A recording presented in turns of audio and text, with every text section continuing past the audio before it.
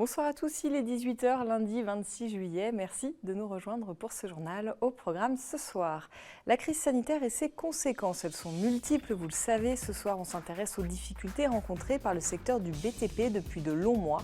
Exemple en Haute-Savoie avec Sébastien Germain qui a fait le tour des chantiers. Et puis, découverte ou redécouverte ce soir d'un joyau de l'ère industrielle, la rotonde de Chambéry, elle est le témoin d'un patrimoine ferroviaire précieux. Petite visite dans ce journal avec Lucas Ruch. Le secteur du BTP vit un vrai paradoxe. Bien que touchés par la crise liée à la pandémie, les acteurs du bâtiment ne chôment pas. Leurs carnets de commandes sont souvent bien remplis. Mais voilà, depuis plusieurs mois, une pénurie et une flambée des prix des matériaux menacent de plus en plus de chantiers déjà bien engagés. Sébastien Germain s'est intéressé à la situation en Haute-Savoie. Reportage. Chavano, ce jeudi 22 juillet 2021. Le chantier de restructuration de l'IZTAECA bat son plein. Les ouvriers, les contremaîtres ou encore les électriciens travaillent sans relâche pour que ces travaux d'envergure puissent être terminés dans les délais prévus. Mais comme sur beaucoup d'autres chantiers de Haute-Savoie, une menace plane.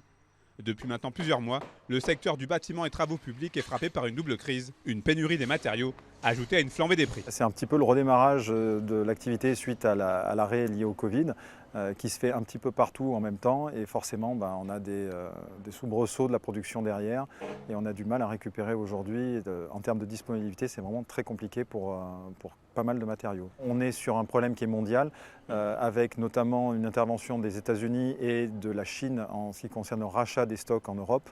Ce qui fait que indirectement les Européens sont un petit peu pénalisés dans l'histoire et nos entreprises en priorité. Oui. Avec des tarifs qui ont donc doublé pour certains matériaux, cette période délicate vient s'ajouter aux lourdes conséquences de la crise de la Covid-19.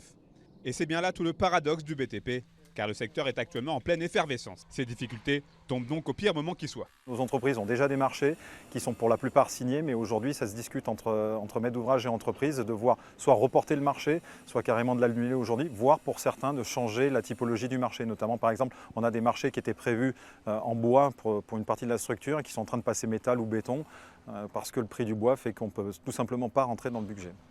Et malheureusement pour les constructeurs, cette double crise n'épargne quasiment aucun matériau. L'acier, les isolants, les peintures ou même le béton armé sont impactés. Mais c'est bel et bien le secteur du bois qui est le plus touché, avec une situation jugée catastrophique aujourd'hui par les spécialistes.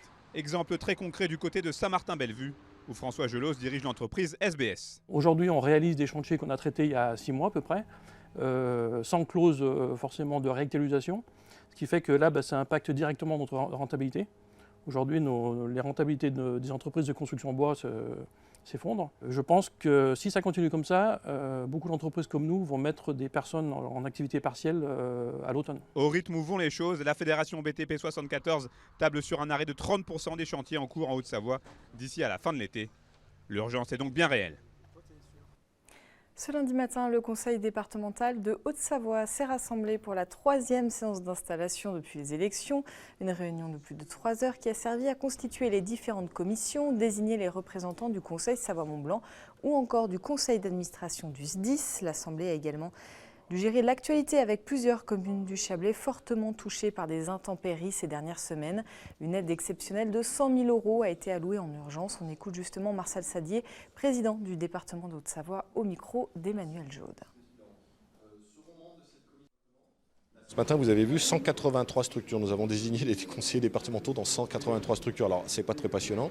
Pour autant, c'est indispensable pour que la boutique fonctionne et qu'elle fonctionne dès cet été. Ça, c'était une obsession de ma part. Et puis, en parallèle, on a tous les aléas du quotidien à faire fonctionner, la boutique, l'engagement du département sur des choses un peu précises, par exemple la vaccination. Et puis, ce qui n'est pas prévu, qui nous tombe dessus, interprétation de nouveaux textes de loi, comme cette nuit.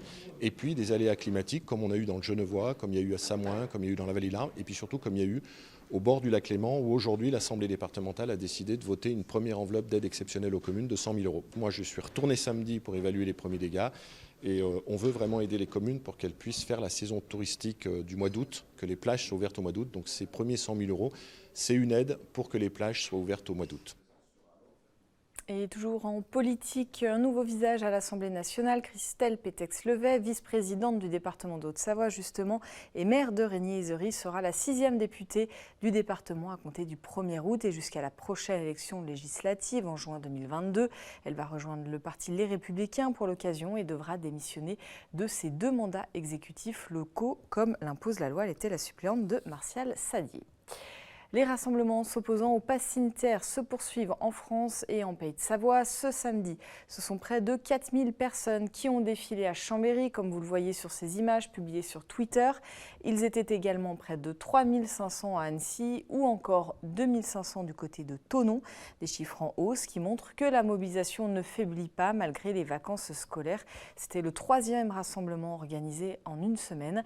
Parallèlement, la campagne de vaccination se poursuit. Au 20 juillet, près de 57% de la population avait reçu au moins une dose de vaccin et près de 47% étaient complètement vaccinés. Au cours des 24 dernières heures, 625 000 injections ont été réalisées en France, première et deuxième dose comprises. Enfin, autre indicateur, ceux de l'épidémie qui continue de progresser. Le taux d'incidence en Haute-Savoie est de 185 et de 204 en Savoie. Il est en hausse partout en France. Pour la première fois depuis 15 semaines, le taux d'hospitalisation et le nombre de patients admis en service de soins critiques augmentent aussi significativement.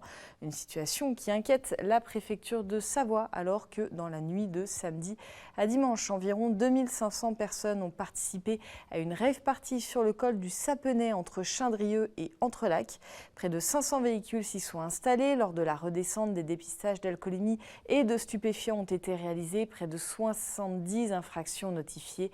Le préfet de la Savoie demande aux participants de réaliser un test Covid pour limiter la propagation du virus compte tenu de l'ampleur du rassemblement. Il est un monument parfois mal connu des Savoyards. La rotonde ferroviaire de Chambéry est pourtant un joyau architectural, véritable témoin de la période industrielle. Encore aujourd'hui utilisé par les employés de la SNCF à des fins de maintenance, réparation ou entretien sur les locomotives. Le lieu se visite depuis quelques années. Luc Haruch nous propose une petite visite justement, on regarde. Quand on la voit de dehors, on ne peut soupçonner tous les secrets qu'elle renferme. La rotonde ferroviaire de Chambéry est une prouesse architecturale. En son centre, elle possède une plaque tournante permettant aux locomotives de se stationner vers l'une des 36 voies. L'élément principal pour le fonctionnement, c'est cette plaque tournante qui est au centre de la partie de la coupole. Et on amène cette plaque tournante face à la voie sur laquelle se trouve la locomotive. La locomotive avance et une fois qu'elle est sur la plaque tournante, si elle doit aller sur une autre voie, on actionne cette plaque tournante et on la met face à la voie où la locomotive doit aller. Avec 18 piliers soutenus par une charpente métallique de 108 mètres de diamètre, la rotonde de Chambéry est la plus grande jamais construite.